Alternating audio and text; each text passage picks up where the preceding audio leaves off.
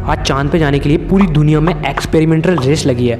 हर country अपना वजूद चांद पर देखना चाहती है। पूरी दुनिया की बड़ी बड़ी रिसर्चर्स कंपनी चांद पर आज हर तरह का एक्सपेरिमेंट कर रही है। अभी भारत के इसरो द्वारा छोड़े गए चंद्रयान 3 ने चांद पर सॉफ्ट लैंडिंग कर ली है और आज हम दुनिया के एकमात्र ऐसे देश बन गए हैं जो चांद के दक्षिणी ध्रुव पर सबसे पहले जाने में सफल हुआ। आज का इंसान चांद के बारे में बहुत कुछ जानता है और जानता ही नहीं बल्कि आज का इंसान चांद पर भी पहुंच चुका है।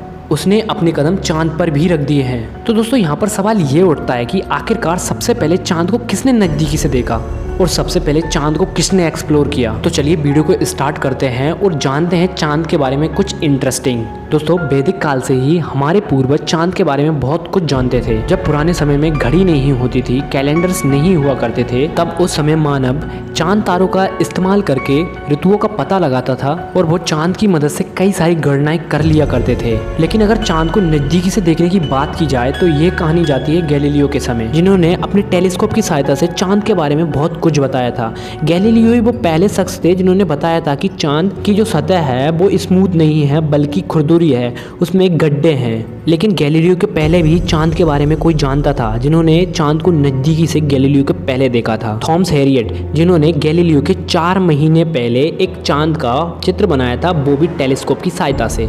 गैलीलियो के पहले ही टेलीस्कोप का निर्माण हो चुका था। हैंस लिपर्से नाम के एक शख्स जो चश्मे की दुकान में काम करता था, उसने टेलीस्कोप का निर्माण गैलीलियो के पहले ही कर लिया था।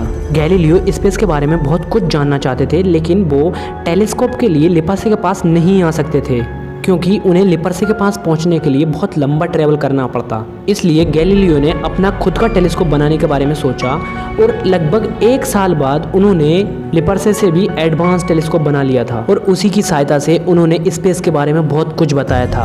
उन्होंने सबसे पहले चांद के बारे में ये बताया था कि चांद स्मूथ नहीं है। गैलीलियो के पहले लोग मानते थे कि हमारी पृथ्वी इस सौरमंडल का केंद्र है, लेकिन उन्होंने बताया कि सौरमंडल का केंद्र तो सूर्य है, पृथ्वी नहीं, और इस बात के लिए उनको जेल भी हुई। अगर आप गैलीलियो के बारे में और कुछ जानना चाहते हैं तो आप मेरी एक पुरानी वीडियो देख सकते हैं, अनटोल्ड स्टोरी ऑफ गैलीलियो। मैं उसकी लिंक प्रोवाइड कर दूंगा, आप क्लिक करके उसे देख सकते हैं।